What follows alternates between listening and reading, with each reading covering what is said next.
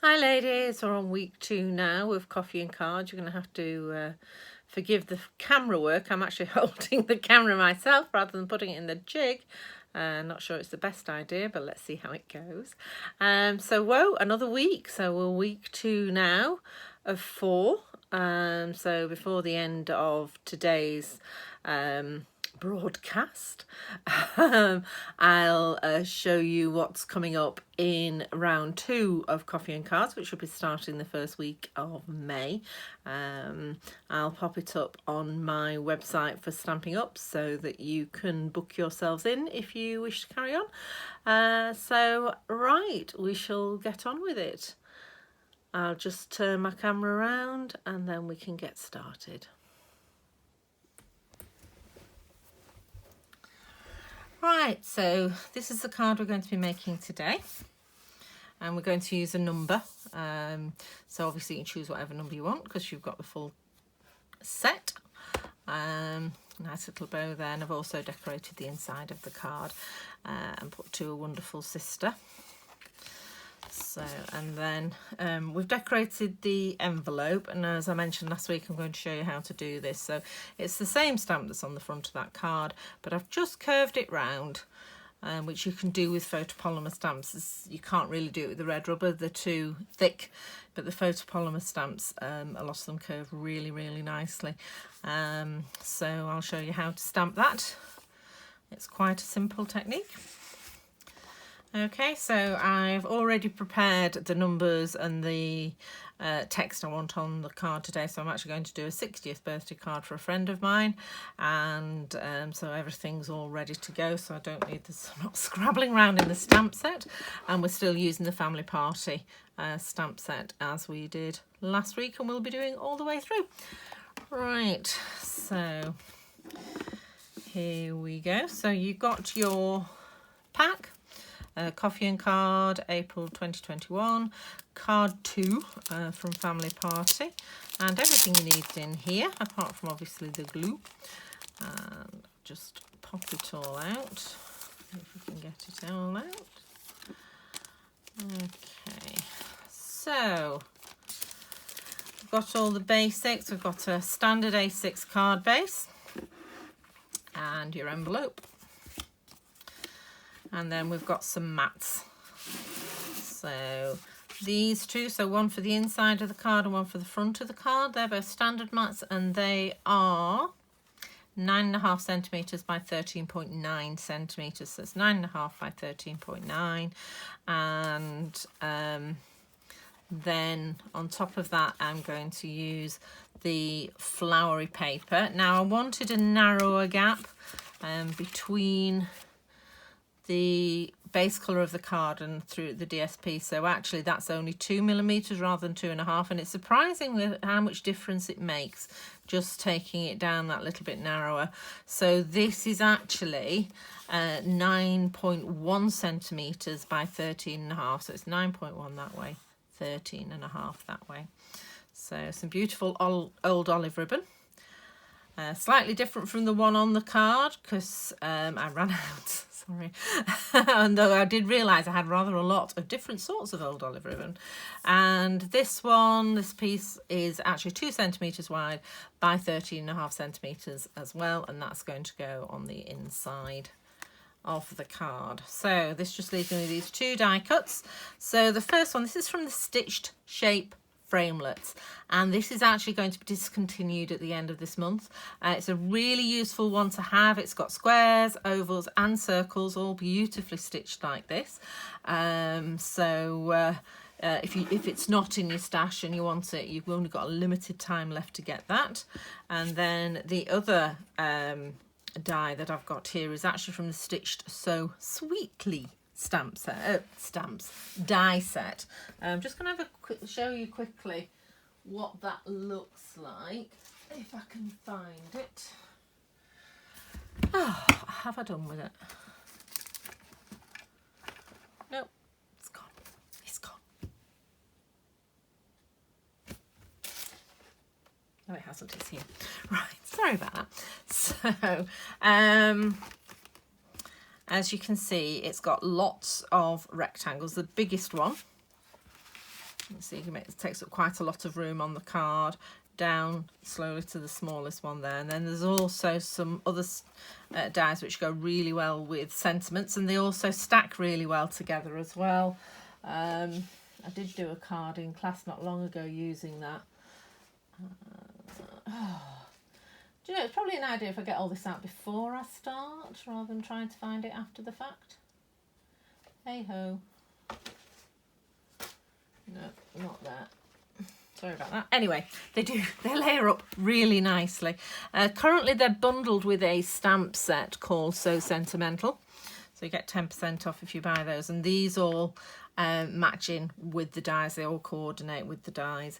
So just pop along to lindaellis.stampinup.net and you'll see if you go on to shop now, you'll be able to find both of those. Okay, so pop those to one side. Don't lose the little bit. Right, so let's get some stamping done. So I'm going to start with the birthday. So now I filmed this against a black background last week and I really liked it because there was very little shadows and also I could line my stamps up on the blocks.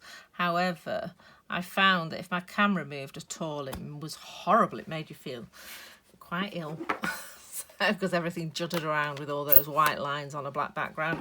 So I'm trying today just using my tabletop. So I'm a bit shadowy, but I'm new to this game. I'm sure with a little bit of practice we can sort the lighting out. Right, so I'm just going to get above this so I can see where I'm stamping. There we go. And I'm still within the camera. There we go. So we've got a lovely birthday there. I'll just wipe off that stamp. And then I'm going to do the circle. So we need to be working quite near the top here. So I'm going to start with a little happy. What I'll do with a little happy. I'm actually filming this on the 12th. So certainly my husband's down the cricket club having a drink with his friends, which is why I can peacefully do this with only children to interrupt. Hopefully they won't. And then I'm going to put the 60th on. So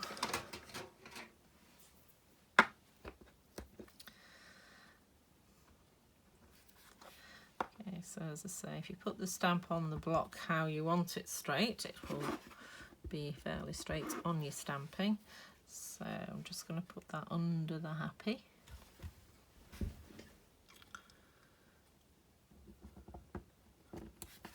Ugh. So you do have to watch this with some of these stamps. So basically I pressed down too hard on my block and I ended up with a little bit of the 60 there, so the gap in between. That's why you need a stamping sheet to check. Just going to check that on the bottom of here. Yeah, that's fine. So just gently ink it up. Okay, and so we'll do that again on this side because remember all paper has two sides. So we've got the 60, the 6 rather. We'll do the 0 again. Just tap, tap, tap. We're inking the stamp, not stamping the ink. Okay, and I'm just going to pop that next to. See, even the most experienced stampers can make mistakes.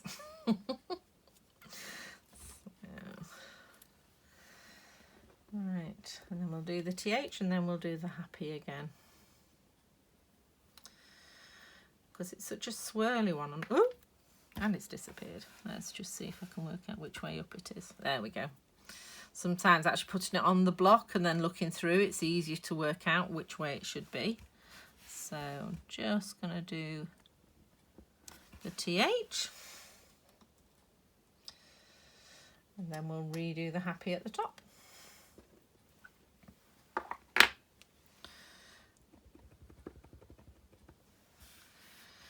Okay, much better. Right. And then I'm just going to get the piece that goes on the inside. I try and stamp things before they actually go into the card, just for that reason precisely, that you know, I did it wrong, so I had to do it again. I had to turn it over and do it again. So it's a good plan to actually do the stamping before you do the gluing. Okay, so now on this one you'll need to put the DSP on first so you can work out just exactly where you want to stamp. So I've just got my glue. Okay, so I have to go get another one. Come on. It was, there we go. It was working fine earlier. Okay, as you know, I prefer wet glue because then you've got a little bit of wiggle room, and also it's more permanent. I remember I've had occasions in the past where I've just used normal, not the Stampin' Up, but just normal tape roll, you know, the roller things, and tape runners, that's the word, and things fall off, particularly if it's damp. You know, as our average winter is. But wet glue's permanent, and that's what I like. I want it to last. Okay, so once we've got that in place, then it's easier to line up your sentiment so that everything's in the middle. So we're going to go for Sister. We're doing Friend this time, as I said. It's my friend's 60th birthday, who isn't watching this time. Like my sister, who was watching last time and announced how old she was to the whole world. I think she's forgiven me, just about. Right. There we go. So, and then I'm going to stamp the To a Wonderful.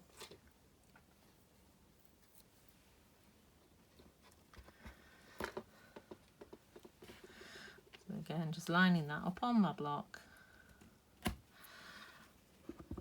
then popping over here, and then standing up and looking at the camera so I can get over the top, just to get that straight. I do like the stick your bottom out technique. Stand up, look over the top, and then you get a better of idea. It's nearly straight, not quite, but it's handmade, not factory made. So, handcrafted, I think, is a much nicer way of saying it. Okay, and that's the happy has escaped. So that's the stamping for the card done. I said I was going to show you what to do with the envelopes and to get the additional curvature on the stamp. So what I did, obviously that stamping block's not going to work. So that out of the way. So I'm going to do it with the birthday. And what I'm going to do, you can see, you can actually twist it quite a lot. So what I tend to do is start in the middle, just bend it round and press it down. So bend it round. So that's a bit off centre. I'll just jiggle it about. Take that up a bit. Okay, so you can see there how I've actually curved the whole stamp so that we've got birthday on a curve, and just make sure you've pressed it down so it stays there. Still not 100%. There we go. Okay, and then I just stamp that. Make sure it doesn't come wobbling off. I just stamp that on the envelope. Okay, so we're just doing it 3 times. So on the back there, and then I did it in the corners. So we're doing birthday on that corner, and then, so you can't see that, birthday on that corner. And then I'm just going to get the happy again and just do that just above. I just think it's a nice way of finishing things off, and it also makes, I was going to say, the stamps much more flexible, and they are very flexible, as you can see. Okay, so just popping that on there for happy. Same on here.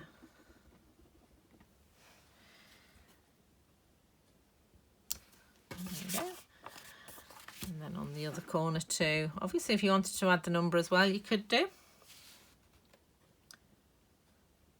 There. So there we go. So that's a nicely decorated envelope, and we've rung the changes with that curved stamp. So that's all our stamping done now. So we just need to get everything glued together. So I'll pop the envelopes off to one side.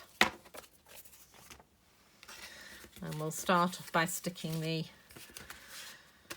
To a Wonderful Friend in the middle. So as I said last week, there's a little bit of a lip on the front of the card.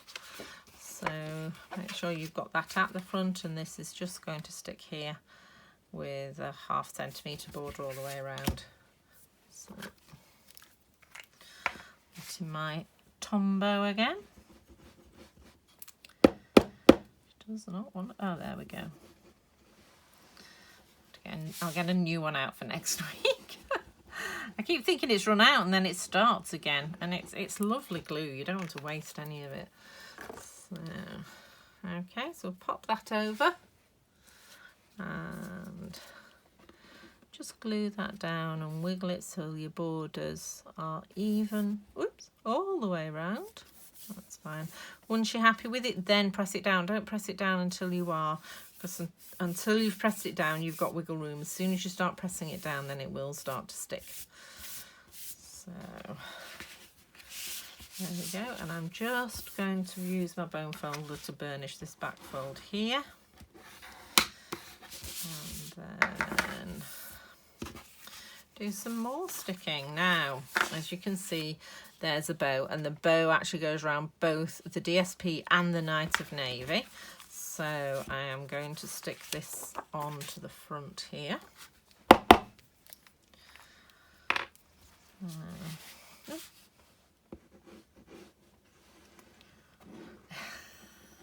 Come on, you can do it. Thing is, our glues come very well packaged. You do need scissors to get them out. They're in plastic packaging. So I'll probably have to stop the video again to actually get it unwrapped, because it takes a while. And as I say, small border all the way around. And the Knight of Navy tying into the centre of the flowers here, and then the Merry Merlot tying in with the darker areas there. So just let that dry a second while we unravel the ribbon.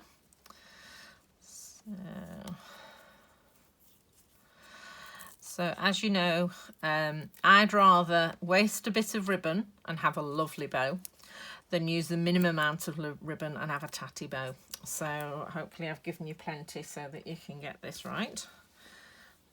So, yep, looks like it. Right. And so what you need to do is get that in position. And you need the right end to be slightly longer than the left. So, and it's right over left. And then you're going to pull, but not like when you're tying your laces. You're going to pull up and down, and keeping the ribbon that does not want to stay flat. Okay, so it really does. There we go. You will go flat. You will go where I put it. Okay, so, and then get the bottom one and make that into a loop. And then take the top one, wind it round, pull it through, and hey presto, beautiful bow. And then beautiful bows don't just happen. You do have to wiggle with them. So I'm just going to make that a little bit bigger. Where's my pokey tool gone? It's gone a bit too small. I can barely get my finger in. Come on. That's it. I don't think I pulled the right bit. See, and they will take a lot of messing with, Wilbos. So, right, there we go, that's better. Okay. So, you want them roughly the same. I mean, nobody's going to get them absolutely perfect unless you're using a machine. So, there we go. So, I'm quite happy with that. So, I'm just going to get my ribbon scissors and snip those ends. I always used to try and get them the same length as the bits of the bow, the loops of the bow, and I've ended up wrecking many a decent bow by trying to do that. So now I just try and make it a little bit longer, because if it's shorter it looks a bit silly, but if it's longer then it's much better. Okay, and I've practiced a lot tying bows, and you do need to practice. I think people are quite frightened of them, but actually if you just take some time and practice, and what I used to do is get a length of ribbon and one of my blocks, one of these, and I would just tie it round there again and again and again, watching the Connie Stewart bow tying video, and now, yeah, don't have to think about it, it just happens. So it's really good. So right, so let's just practice the layout so I know I've got the ribbon in the right place. So I'm going to pop my 4/60th now, just there. I think that looks nice. And then the birthday just underneath. So I'm happy with where the ribbon is now. So the first thing I'm going to do is glue this to the front of the card.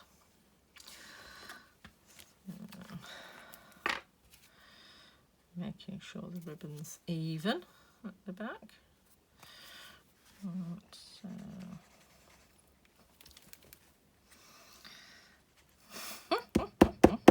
Come on, there we go. Okay, and then up, across, and in the middle for good luck. Try not to get your finger in it. Okay, and I'm just going to stick that on the front, and I like to line it up. Now I know this is about 1/2 centimetre all the way around, so I like to make these 3 borders definitely equal and this one as equal as I can. So when you're happy with it, stick it down. Then I'm going to get some dimensionals and we're just going to attach this onto the front.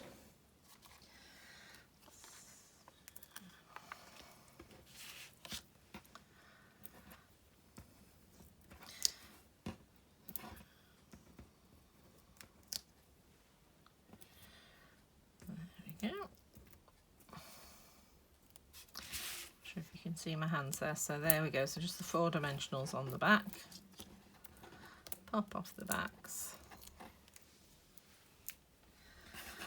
flip that over. I'm just going to stick that onto the card so it just goes under the ribbon. There we go. When you're happy, press it down. And then I'm just going to stick this, actually glue it to the sentiment. So, lost my glue again. It needs to be at the beginning of the word. So I'm just going to put some glue, there we go, just on there so that it sticks to the sentiment. Most of it's on the circle, so it doesn't need a dimensional underneath. So, just adding that there. There we go. That's it. And there you are. So that's the card made. So that's the inside and that's the outside. So I think that's really pretty. And then with your curved birthday, that's the word I was looking for. Right, so now next month, so I can't believe it's going to be May, and we're going to be hopefully having some nice weather. We've had some really bizarre weather, haven't we, recently? So really liking those two. Right, so what I'm planning on doing for the next one is actually using this one, and it's the Celebrate Sunflowers stamp set. So for the £35, again, what you're going to get is the Celebrate Sunflowers stamp set. And then, because there's so much potential for colouring, what I thought I'd do is actually include the 2020 to 22 in colour markers. So because we've got a lovely green for the leaves, and I've used which is called Just Jade. We've got the bumblebee and the cinnamon cider for the flower. And then we've also got the the Misty Moonlight and the Magenta Madness, because these flowers can be any colour that you want. So now, where can I find? This is the card, one of the cards I've already made using the set. And I've used the silver ribbon on this card as well, which I really, really do like. And then this is a card I actually received from my upline, from Julie Kettlewell, that she sent to me. And what she's done, again, she's coloured them in, and we've textured the background, and she's actually stamped straight onto the texture. And then done the Let's Celebrate You, which is here. But thanks a bunch, and know that you are loved, and congratulations on reaching a whole new level of wonderful. Which I really, really like. Now, if you want to upgrade, you can also add the dies. Now, you don't have to, and I haven't quite worked out the price of what it will be with the dies as well. But you get 9 dies with this set, as you can see. These two actually cut out stamps, so do these, and then we've got an outline of a sunflower, there's a centre of a sunflower, and then 2 fronds as well, and then a veined leaf. So lots of choice. So if you do want to add that to your bundle, I'll let you know. Just ask me and I'll let you know how much that will be. But you'll get discount because it's part of the coffee and card, and you'll get 10% off because of the dies, because they'll be as a bundle if I order them before the end of April. So do let me know if you want any of those. So as I say, you'll definitely get these. If you want to upgrade, you can get those as well. And again, we're on a 4 Thursday month, so we'll be making 4 different cards during the month. Okay, well, that's it from me today. I hope you've enjoyed making a card, and I look forward to seeing you next week. Any questions, just let me know, and I'll speak to you soon. Oh, don't forget, I've started doing a 10 o'clock on Mondays on both YouTube and Facebook. Just a quick mini class on making a card. With all the measurements and everything that you can. I'm not providing kits or anything, it's just for something to give you some ideas, and I'll be there every week, so if you want to follow me on that, you can. I shall speak to you soon. Take care. Bye.